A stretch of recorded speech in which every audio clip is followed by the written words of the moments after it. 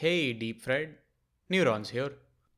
So I gotta be completely honest with you. That title is slightly clickbait because while it is technically accurate, the episode is actually about the three books I spent reading the last year that were really impressionable to me, among other authors that I read, all of which are essentially the same flavor. I, in advance, apologize to my friends who already have to see me pick up these books at the bookstore every time I visit the bookstore with them.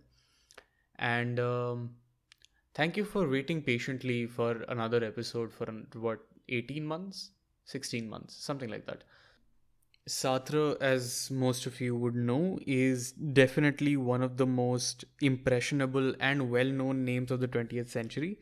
Fired by a passion for freedom and justice, loved and hated in his own day, is known as the authentic modern successor to Voltaire, Victor Hugo, and Emile Zola. So, big shoulders to stand on. Not to say that I did justice to his entire bibliography. This is about three books that I read over a year, which I'll explain further in the episode. And also, one thing that I know that I will forget to mention in the episode as well. This man also refused to accept the Nobel Prize for Literature in 1964, and it is said to gesture and symbolize his audacity as a writer. So, make what you will of that information, and I will cue the fucking. I'm in fact very happy to tell all of you that I prepared a good 3 page script which has content of about 40 minutes and hated it so much that I'm choosing not to use it anymore. And I have like 7 things listed on a paper for structure, and I will be talking off of those. So you signed up for yourself, and pretty sure most of the people who are listening right now are turning in for the nostalgia of this podcast, and or have heard this podcast over the last year, which seems to have happened to at least three of you from my DMs. Which is, I mean, welcome to the show. We're irregular as fuck now, but here we are. After 53 seconds of dilly dallying, I will now be getting into the episode right after telling you guys that I made chai. And if you hear just like table noises of like picking up a cup, keeping a cup, me slurping chai, तो समझ लेना कि मतलब चाय P रहा है. Don't worry too much. And if you complain about it, क्या ही कर लूँगा मैं अब. मतलब रो दूंगा थोड़ा सा. लाइक फ्रेंड्स को टेक्स्ट करूँगा, मे बी कॉल करूँगा, बोलूँगा कि ये लोग मेरे को ऐसा निट पिक करता है. For people who don't understand Hindi, it was me just complaining about the fact that you might nitpick about things that can very well be avoided during production, and we're calling out on my laziness.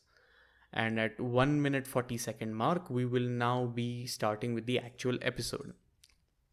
Well, I mean, before I'm done digressing very well, because I want to now tell a personal story, because this is not an episode where I'm going to talk about Sartre as a person, his life biography, but the experience of reading 3 books by him during my 20s, well, mid 20s, throughout October 2022 to October 2023.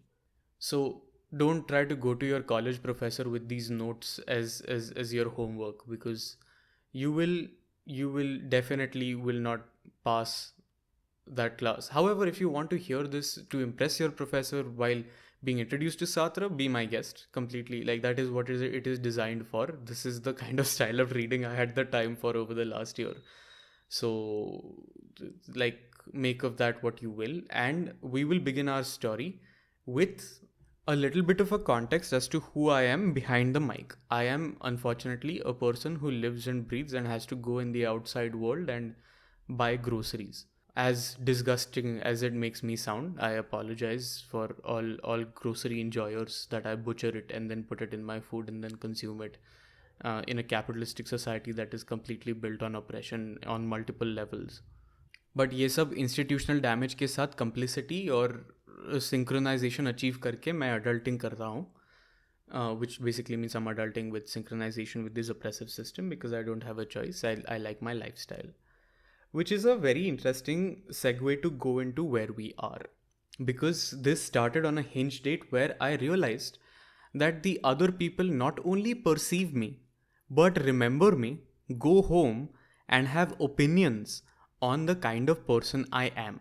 Now, what those opinions are, I only have an approximation considering what I have been told of the impression I've made on this person or on several persons. But it started on a very specific Hinge date where I took 3 walks with this person across several gardens and localities and areas in Delhi. Or am I misremembering and it was two? To make things better, I should just tell my audience that I reached out to this person and I told them that I will be writing about some of the discussions we had on our date, and like as a segue into talking about Sartre, and they asked for the link. So I'm certain that they will be listening to this episode, and I am now not only worried about being perceived, about perception, but also about my memory of this person, which I think is not necessarily the best of signs. Oh, it was 3 walks. It was exactly three. No, it wasn't. My, it doesn't matter. These are the kind of details that I will keep disorienting myself with, and you're welcome to join me on this journey. Anyway, so this person evidently is looking at me like trying to make a good impression, and as on first dates, most people do. I also do. Try to create a perception that's favorable of me. The kind of perception where somebody like looks at it and be like, this man truly is the most fuckable Maharashtrian in the Delhi metro.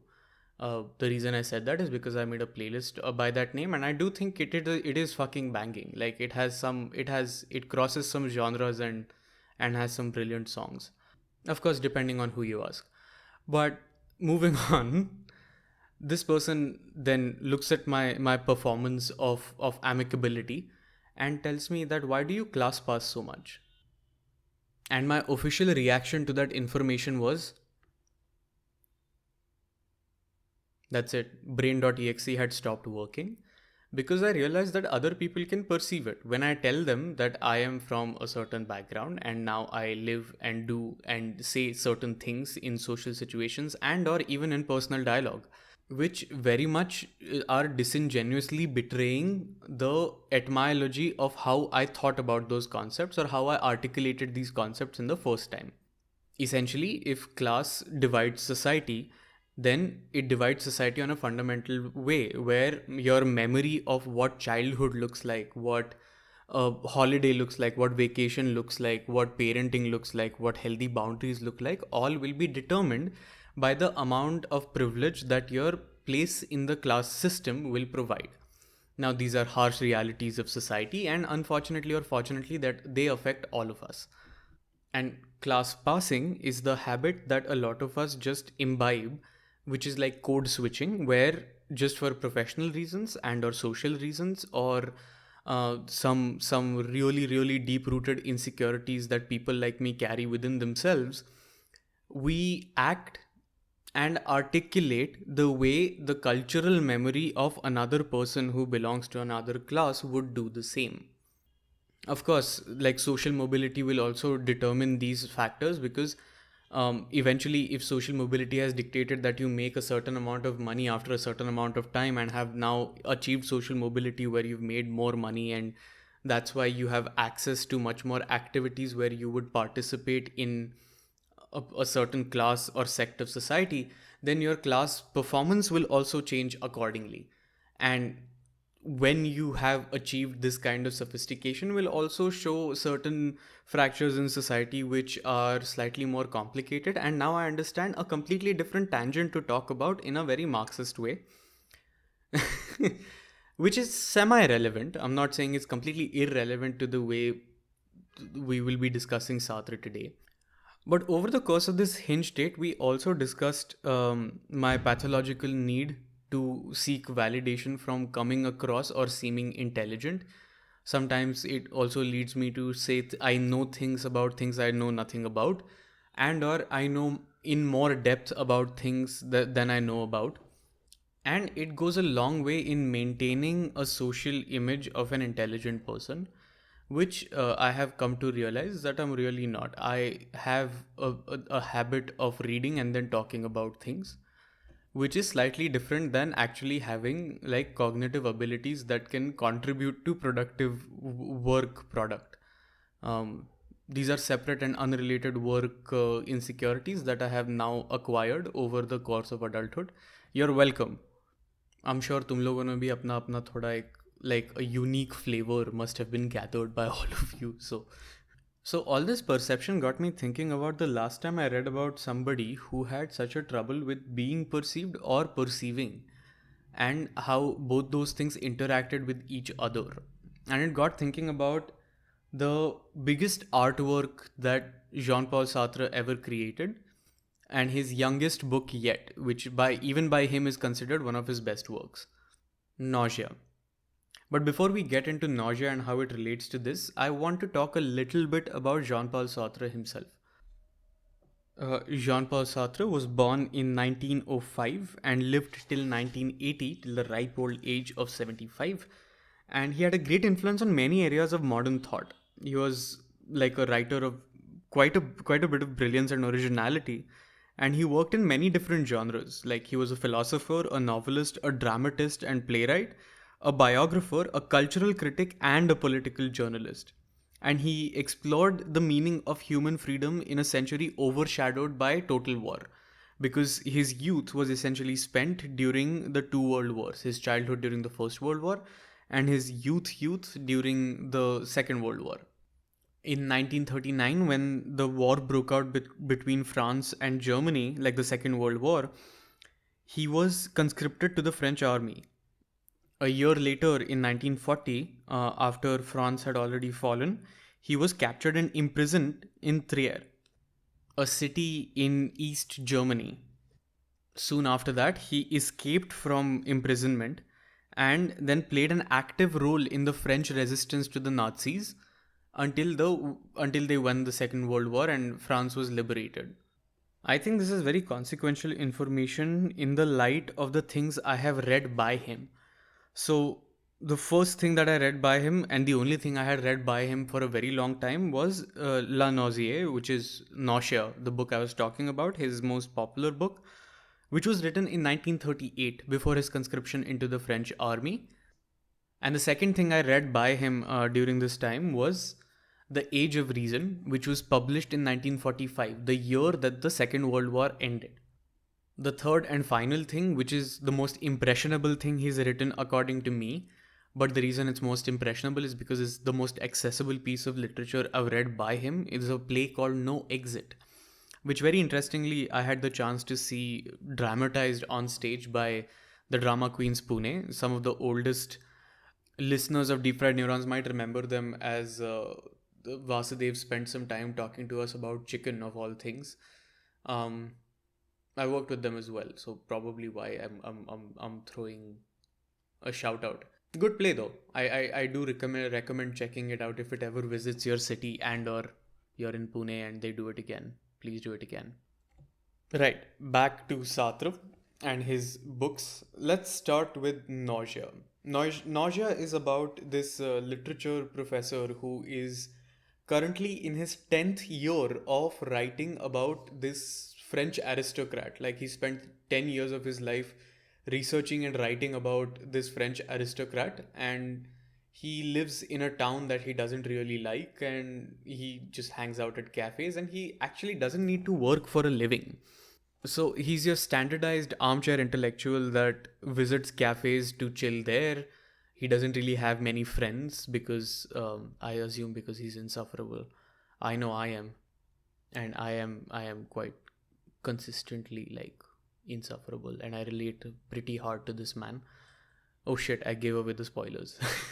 Anyway, so the book by itself is a diary written by this gentleman, like a diary of this man going through the movements of hating the city he lives in, disliking the people he's surrounded by, and consistently spending all of his or most of his time all by himself, occasionally eavesdropping on other people's conversations, and spending his life between his house, the books that he's reading for work, the books he reads for fun in a library, and the cafe that he visits on a regular basis, and some slight social interactions he has once in a while. Clearly quite an isolated man. And here's where the first disclaimer comes. All the people that Sartre writes about seem to be fairly mentally unstable. Like, from the perspective of modern psychology, if you apply the medical gaze, these people do not seem to be very psychologically healthy or do things that are psychologically healthy. So take that with a grain of salt or a fist of salt or whatever it is that is your preferred spice. Moving on, the joke has extended way too long. Now, the diary starts with what the protagonist describes as this strangeness that he experiences everywhere around him. Slowly but surely, he remembers that nothing except the present is really real. And he thinks, therefore, he is, but he thinks that he doesn't need to think. So, why is he? But he's thinking that he doesn't want to think. So, he is thinking. And he's frustrated with this loop that he finds himself in.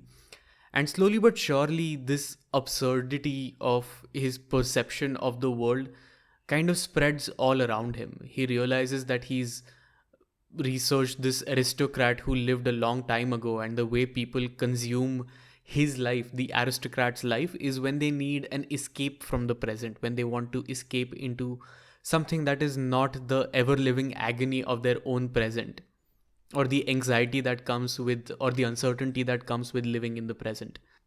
So he abandons his project on this historian, and then he realizes that everything around him doesn't have a reason to exist, it just does.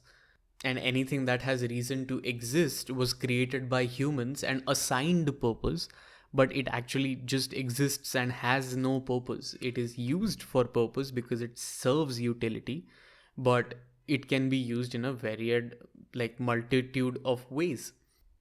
And there comes the first lesson in Sartre's view of existentialism, where existence precedes essence. Things exist and have no purpose, but they can be assigned purpose, as one of his close friends turned bitter enemy.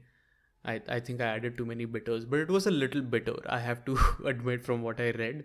Albert Camus, both of them believe the same thing, that things exist and are assigned purpose. Life has no inherent meaning. Sartre even goes into the meaning of life in this book as human life is an accident of years of probability falling into place, and there is no actual purpose to human existence. Even human existence and its survival through society and comfort is also an assigned purpose. But I'm getting ahead of myself. The way Sartre kind of shows this or displays this through the book is when the protagonist is coming across this absurdness or strangeness throughout the book, and he is really emphasizing on the strangeness of all of it by articulating the strangeness in ways that are completely accurate in their description. One of the most memorable examples of this, which is very frequently cited in all examples of how Sartre determines absurdism and existence preceding essence, is when the protagonist in Nausea is going through a bus and he looks at the bench and all he sees is a dead tree, the carcass of a dead tree, on which there is a mixture of dead skin of animals, and that's all he sees. We call that a seat on a bus. Another one of the examples is Sartre's reduction, or absurdist reduction, of what a date is.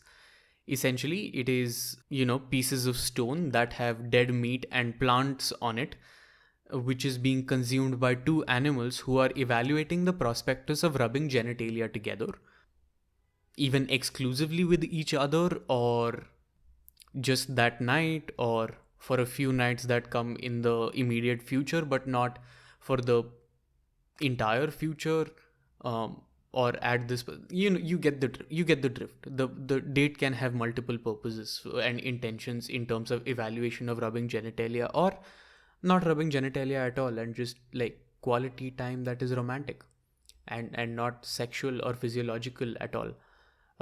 You do you, is what I'm trying to say. And slowly but surely, he applies this to a multitude of things, where even his surroundings, in terms of the town that he finds himself in, and the people he talks to, they have all assigned purpose and structure to their life, which to him is quite elementally impossible to establish as the final purpose of life and or things. Essentially, people choosing to believe in something and then giving themselves entirely to that institution, whether or not this said institution is compatible with reality, and making decisions and choices on the basis of that, saying that some grand structure has only brought me this much autonomy. And he calls this bad faith. That finally brings us to the final and the most important thing that I want to discuss today with this episode, and in terms of relation to the Hinge date conversation I started with, which is Sartre's vehement contention and the basis of his philosophy that man is condemned to be free. It's a very quotable line. To be honest, I like saying it every chance I get. And I'm sure my friends are sick of it. And if any of them are listening, I am very annoyed at the fact that you guys call me out when I say that and call me pretentious. But in all fairness, it is pretty pretentious. I should probably stop doing that in social situations. Anyway, man is condemned to be free. Sartre insists that being human or being alive and conscious means that you are free whether you like it or not, and a man is as a man does, which is his philosophy of writing drama as well, which means that your freedom articulates through your actions and words, especially through actions, because even words or speaking words is an action. So, what you have is immense and terrifying amounts of freedom, which means that not only are you free to do anything you like, but also the consequences of the choices you make as a gift of your freedom are also yours to bear. And this comes from his perspective on phenomenology. Phenomenology, as some of the psychology students might have been very, very well aware of it, is the study of the outside world as object and focus on the object, and the conscious and the self kind of focuses on the object. Like, for example, a passport. So there is the passport, which is a result of an outside world, and you need to understand everything about that object, which is in this case a passport, and the self, which is you. So you now understand that passport is a document that all of us in international ways agree is a document of somebody's belonging to certain area which comes under the jurisdiction of a certain government, which exclusively exercises the power of violence over that road, which means they have the right to take tanks, guns, everything it takes to protect their claim on that land, and second, collect taxes, conduct social security, so on and so forth. All kinds of law are sort of explained through this. Basically, you observe the outside world, understand it, in the bare understanding of how it came to be as a sequence of events through whatever science is necessary to explain it, and that's called phenomenology. Now, Sartre's take on phenomenology is a significant difference where the conscience and the self are distinguished. So essentially, phenomenology says that you, the entirety of you as a person, like your physical existence and the conscience, is observing the rest of the world, putting objects in the focus, and then going forward. Sartre makes a significant distinction where he says that conscience is the only observer. You, as a person who is existing in three-dimensional space in a biological body, are a part of the objects that must be analyzed. So the conscience is something that's transcendent, that just exists. That is the identity of the thinking you. That is the you sitting in your brain in a chair and watching everything else. Essentially, he's describing a dissociative episode now that I think about it. But let's indulge this for a bit because this didn't occur to me while I was writing it. And the conscience is always free to make choices for the object, that is your body, to traverse the space of reality. And that means that you are free to make any choices for your conscience to exist and interact with the rest of reality and drive society, environment, and or yourself in those directions. This is kind of interesting because it goes against all kinds of determinism: economic determinism, Freudian determinism, or behaviorist determinism. Essentially, Sartre says that as long as there is a conscience that transcends the self, it means that you can always make a choice and do better, or do worse, or do something or the other. You can always navigate reality in a way that the conscience understands. And educating the conscience is your real deal. But it comes with the philosophical problems that it does. For example, is a man really free if he's poor? Like, autonomy is clearly unlocked by class privilege, which is something that all of us seem to know at this point and internalize as a reality of a dystopia. Sorry that just slipped out, but I can't really disagree with myself on a podcast where nobody else is here. And Sartre still says that moral choices still guide us. Not to say that they're correct, but they still guide us. Free will still leaves you in the constraints of autonomy where you're helpless, but even within the helplessness, how you cope with it is completely under your control, and you're condemned to deal with the consequences that brings you. Which is a great segue into the next book I want to talk about by him, which I have read, The Age of Reason. The Age of Reason is part of a trilogy, and the first one in a trilogy called The Roads to Freedom. This trilogy puts light on the struggles and the psychological spaces one had to navigate in the 20th century in a war torn world, and understand what it means to be free in that context. And the Age of Reason starts off following a professor who is rather successful for himself, an idealist who is free in all the ways that a man considers himself to be in his contemporary times. He's not married, but he has a mistress that he is regularly having conjugal visits with, a situationship, if you will. That felt wrong, but I'm gonna leave it in the edit for the cringe, seeing how many people make it to the 25-minute mark. But in any case, he's in a situationship with this woman. He hangs out with one of his cool students that he likes, a Czech national, a country that is currently under war, and so on and so forth. But all of his world comes colliding down when his mistress or his paramour or his lover or situationship, there I said it again, says that she's pregnant. And he asks her if she wants the child, but only after saying that we can get rid of it. Saying essentially the dynamic between the two is that she rarely leaves the house and is not really used to making decisions. The reason the two of them are not married is because he never asked her. But he did tell her that he doesn't intend to get married. So that's the inertia of being the decision maker in that relationship takes him to the conclusion that of course they're going to get it aborted because he is in no place to be a father. But the question still remains, how is this abortion going to take place? It's not like she has the money. Without the money, she can go to a place that her friend went to and was then bedridden for the next 6 months due to a botched abortion in the 1940s. He's too idealistic to allow that, so he has to now arrange money for her to have an abortion within 2 days. So he goes to his elder brother, who denies him the money unless he gets married to her, essentially because it is incompatible with his moral grounds.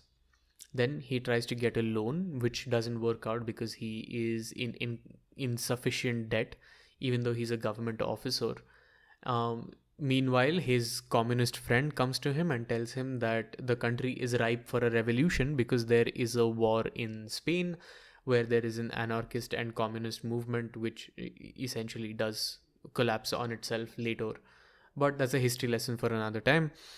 And of course, with the Germans looming over France and starting a war anytime now, also creates this opportunity that his communist friend is talking about. And his communist friend tells him that you don't actually engage with the ideas or praxis of the party, but it's just like vaguely aligned with the communists, which is essentially his position in the novel. But between all of this, he takes the time out to go party with his his favorite student who he hangs out with and takes the time to chill with and whatnot. And he there hangs out with his girlfriend, his student friend's girlfriend, who is the barroom singer. I'm not sure what the word is. I wish I could. It's a super French word for the bar where she performs, and she's slightly older than the student that she's dating. And with them is this student's younger sister. Both of them are Czech nationals, which is currently being occupied by another country, and it is not certain as to what it means for them to go back home after leaving Paris. Essentially, they're enjoying the freedom of being a student, but the consequences of life are about to face them as soon as they leave college and go back home in a war torn country, if it even looks like home. Between all of this, he spends the entire time splurging money that he has on his friends at the bar, and even stabs himself in the hand to show this girl that he's edgy and he feels pain. His student friend and his student friend's girlfriend then retire from the party to go back to her house to presumably have sex. And so these two are left alone by themselves. Later, when there comes a time when the group is about to reunite, he kisses her in the cab, which annoys the shit out of her because, well, she's super young, and this man that she thought was better than the others also tried to get from her what every man tries, which is some sort of sexual and or physical gratification, and it annoyed the shit out of her.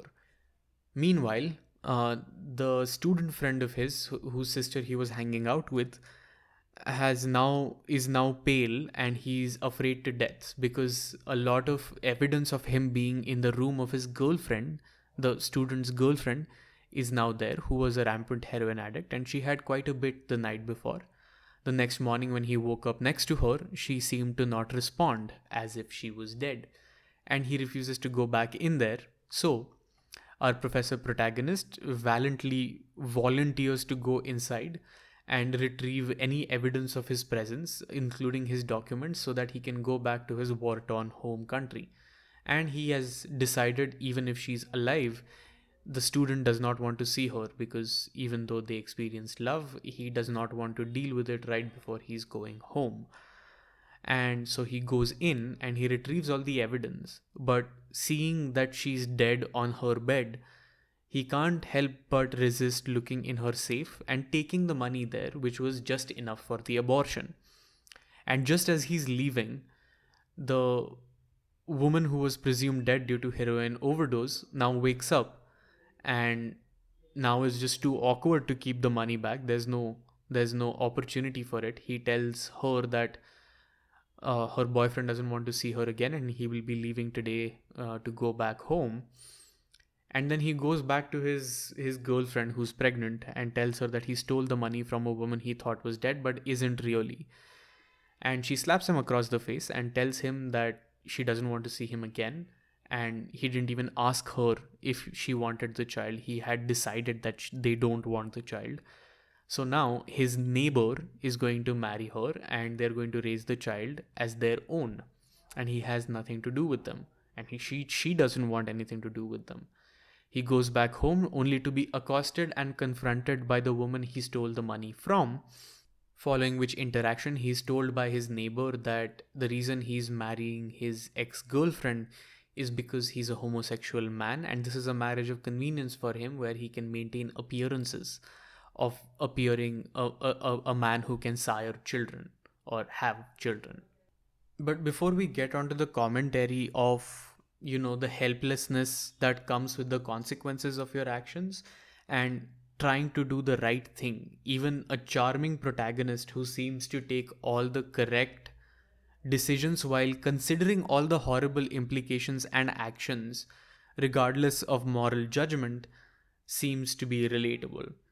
So, The Age of Reason, it does not deal with Sartre's own view of communism, and Well, I mean, in 1950s, Sartre's hostility towards American global ambition and France's stubborn, re-argued colonial wars brought him close to communists. In fact, in 1960, right after the Cuban Liberation War or the Cuban Communist Revolution, Sartre and de Beauvoir, both who shared a lifelong partnership with each other, arrived in Cuba to see the effects of a direct democracy unfolding after the counter coup revolution of Cuba, which essentially placed Fidel Castro as the leader of the country eventually.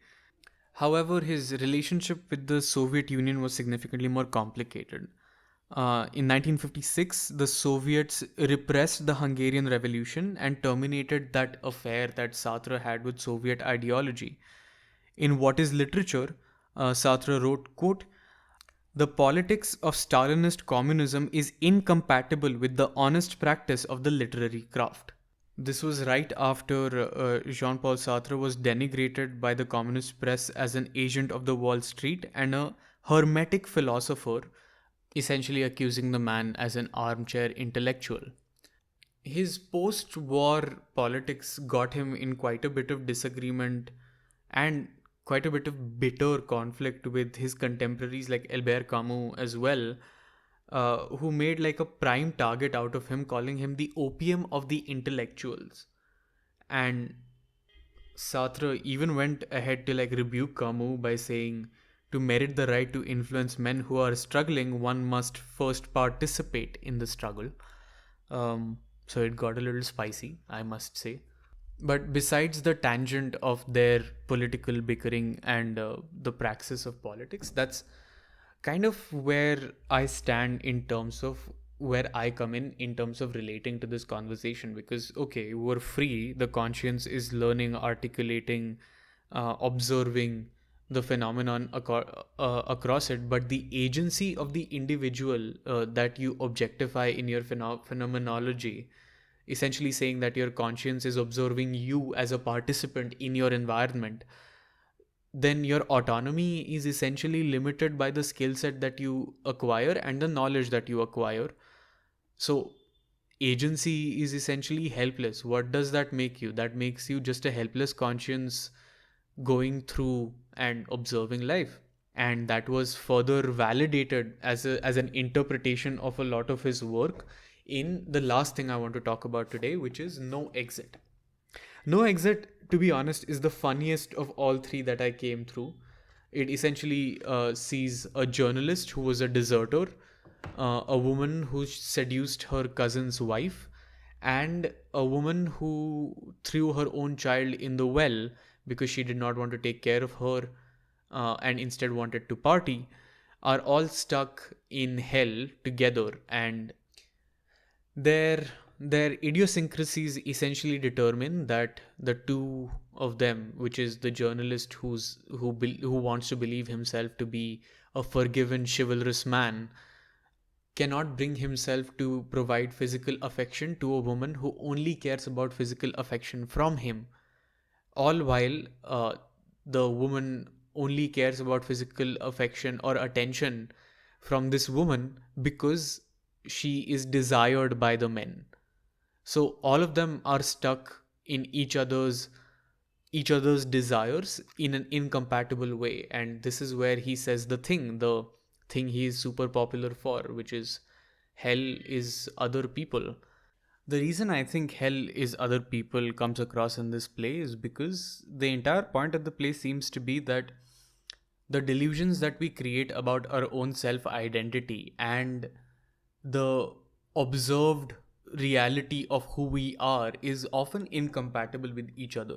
Who I think I am and what I actually am do not overlap in its entirety. In fact, most of life's pursuit of idealism or perfectionism is chasing an ideal that is inherently unachievable, a self image that is essentially out of reach. You will not always be perfect, you will not always say the right thing, you will not always get enough marks on your NLU PG exam.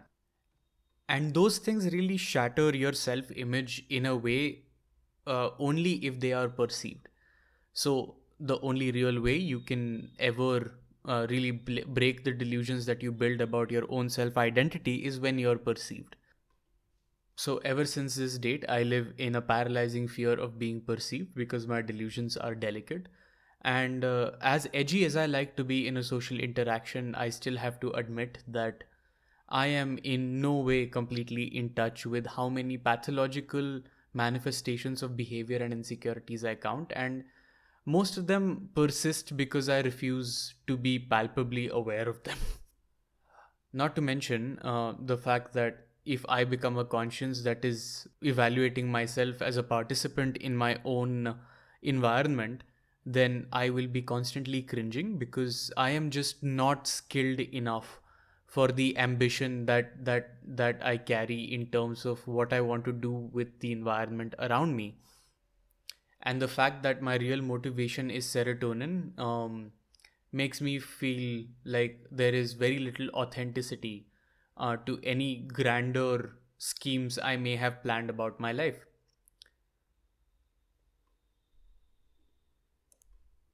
I feel like I tried to be too edgy with that outro, but you get the gist. This has been fun. Alright, guys, that's all I have for you in this episode. I hope you enjoyed that. And it's been a very long time since I've not caught up with you. I'm sorry that life has to work the way it does, but unfortunately, podcasting doesn't pay the bills. So I have to make these episodes from my little reprieve from paying the bills. And well, here we are. And it's been a while. I've missed you guys. I've missed you guys a lot. The three people who regularly comment. There is still a buymeacoffee.com. If you like the episode, donate whatever. If you've been listening to the podcast for a while and still want to make a worthwhile contribution, you can still contribute over Buy Me a Coffee. The Patreon is shut down, and if it is active, do not donate there. Not as of this episode, at least. If it's ever active, I'll let you know. And when it comes to music, I have been listening to this producer named Vedang. He's on Instagram as at Vedang Wajivki and on Spotify as Vedang. He's generated some very interesting sounds in Marathi rap. There is a beautiful EP by him called Shastriya Hip Hop. Other than that, if it answers any questions for any of you, the reason Nausea is so relatable for me is because I recently moved to the national capital, and believe it or not, on a very physiological level, other than the philosophical and psychological levels, this city succeeds at inducing nausea, quite literally. Other than that, if you end up reading Sartre, please do text me about it. I would really like to know what you thought. And sometimes I don't respond to these messages attentively, and I'm not even going to apologize for that. नहीं है मेरे पास attention span, कर लो जो करना है भाई. Sometimes, but I do assure you that eventually I will read it and then respond, probably with 30% of all my attention span, because बाकी तो मतलब चिड़िया ले गई. So yeah, take care of yourself, stay hydrated, and I hope you are consistently doing some kind of unnecessary whining on your stories. Bye.